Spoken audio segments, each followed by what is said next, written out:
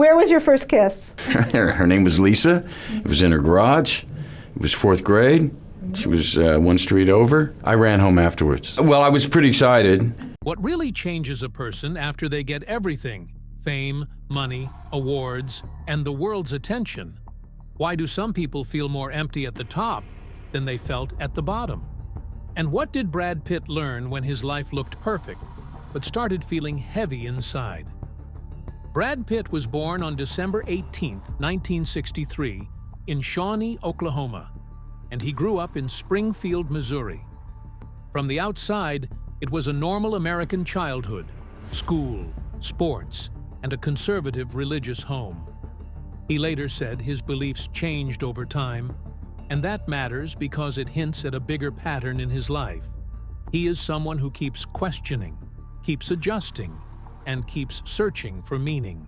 Before he became a movie star, he was a student. He went to the University of Missouri in 1982 and studied journalism with a focus on advertising. Then he made a risky decision. He left college just 2 weeks before finishing and moved to Los Angeles to chase acting. That tells you something important about him early on. He was not chasing comfort. He was chasing a life that felt real to him, even if it looked unstable. In Los Angeles, the early days were not glamorous. He took acting lessons and worked odd jobs while trying to get noticed. His first work included small parts and TV appearances. This is the part of his story people forget. Before the fame, there was routine, rejection, and long stretches of almost. Many actors stop here. Brad did not. His first major wave of recognition came from a role that did not even take that much screen time. In Thelma and Louise, 1991, he played a charming cowboy hitchhiker, and the public suddenly noticed him. But he did not want to be trapped as just the good-looking guy. So instead of staying safe, he kept choosing roles that pushed him. He built momentum through films like A River Runs Through It and Legends of the Fall, and then hit a darker, more serious tone with Seven. Then something big happened. Brad Pitt started becoming famous in a way that is hard to explain. It was not just that he was successful, it was that he became a symbol. People talked about his face, his body, his relationships, and his image almost as much as his acting. He even got named People's Sexiest Man Alive in 1995 and again in 2000.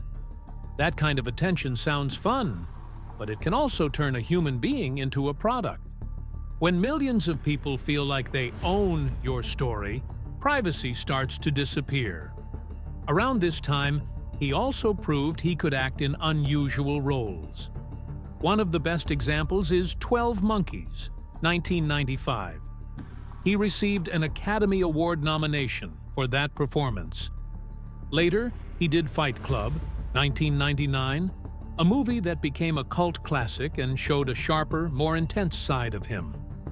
These roles mattered because they gave him something fame could not give him: respect for taking risks, not just for being popular. But here is the turning point most people miss. The change in Brad Pitt was not caused by one movie or one award. It came from the moment when winning stopped feeling like winning. Imagine waking up and realizing you have everything that people pray for, but you still feel restless. That is the strange problem of extreme success. The outside world keeps clapping, but inside you might feel tired, confused, or even trapped. He kept working and kept growing. He did big blockbusters like Ocean's 11, Troy, Mr. and Mrs. Smith, and later World War Z. These movies increased his fame again, but they also increased pressure. When you are a huge star, you are not just acting. You are carrying budgets, marketing, deadlines, and the expectations of studios and fans.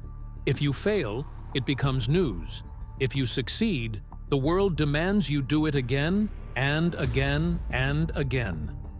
This is where Brad Pitt made one of the smartest moves of his life. He started building power away from the spotlight. In 2001, he co-founded Plan B Entertainment. This was not just a business move, it was a control move. He could now help create stories, not only star in them. Plan B later produced major films, including 12 Years a Slave, which won the Academy Award for Best Picture. That win is a big clue about what was changing inside him. He started caring more about meaning, impact, and long-term work, not just being on posters. Now let's talk about the phase that changed him, the part that people often describe with rumors. We do not need gossip to understand the truth. The truth is simple. A very public life can become overwhelming, and a person can start using unhealthy habits to cope. In 2019, reports and interviews around that time described him attending Alcoholics Anonymous for a long period after his separation and divorce process. Whether someone is famous or not, that step usually means one thing. The person has decided they cannot keep living the same way. What makes this powerful is that he did not present it like a superhero story. In interviews, the tone was more like accountability and honesty. He talked about dealing with mistakes and learning to face discomfort instead of escaping it. That is the real change. Not a new haircut, not a new relationship, not even a new movie. It is the inner shift from running away to standing still and looking at your own life clearly. And then something surprising happened. After that difficult period, he returned with calmer energy and strong performances. He played a stuntman, Cliff Booth, in Once Upon a Time in Hollywood, and he won the Academy Award for Best Supporting Actor for that role. That win was not just another trophy. It was a symbol that he could rebuild, not by pretending, but by growing. He also kept building new lanes of work. In 2025, he starred in the racing film F1: The Movie, which was released in late June 2025, and it became a major box office hit. Apple later announced the movie's global streaming debut date for December 12, 2025. Why does that matter in this story? Because it shows he did not quit. He did not disappear. He adjusted. He kept working, but with a different mindset, more controlled, more focused, more intentional. So what really changed Brad Pitt after he had everything?